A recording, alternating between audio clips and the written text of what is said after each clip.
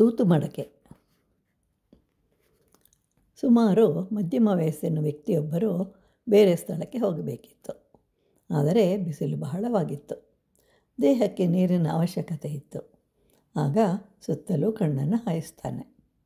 ದೂರದಲ್ಲೊಂದು ಬಾವಿ ಕಾಣಿಸುತ್ತೆ. ತುಂಬ ಸಂತೋಷವಾಯಿತು. ಹತ್ತಿರ ಬರ್ತಾನೆ. ಅಲ್ಲಿಯೇ ಒಂದು ಮಡಕೆ ಮತ್ತು ಹಗ್ಗವೂ ಇತ್ತು. ಬಗ್ಗಿ ನೋಡಿದಾಗ ತಿಳಿಯಾದ ನೀರು ಕಾಣಿಸಿತು. ಬಹಳ ಸಂತೋಷದಿಂದ ಮಡಕೆಯನ್ನು ನೀರಿಗೆ ಬಿಟ್ಟನು. ನೋಡಿದಾಗ ಮಡಕೆ ತುಂಬಿತ್ತು. ಮೇಲೆ ಎಳೆದು ನೋಡಿದಾಗ ಖಾಲಿಯಾಗಿತ್ತು. ನೀರಿನ ಬಗ್ಗೆ ಯೋಚಿಸುತ್ತಿದ್ದ ಅವನಿಗೆ ನೀರು ಮಾತ್ರವೇ ಕಾಣಿಸ್ತಾ ಇತ್ತು. ಮತ್ತೆ ನೀರಿಗೆ ಬಿಡ್ತಾನೆ. ಆಗಲೂ ನೀರು ಬರಲಿಲ್ಲ. ಯಾಕೆ ಅಂತಂದರೆ ಅದಕ್ಕೆ ತೂತಾಗಿತ್ತು. ಅಷ್ಟರಲ್ಲಿ ಒಬ್ಬಳು ಬಾಲಕಿ ಅಲ್ಲಿಗೆ ಬರ್ತಾಳೆ.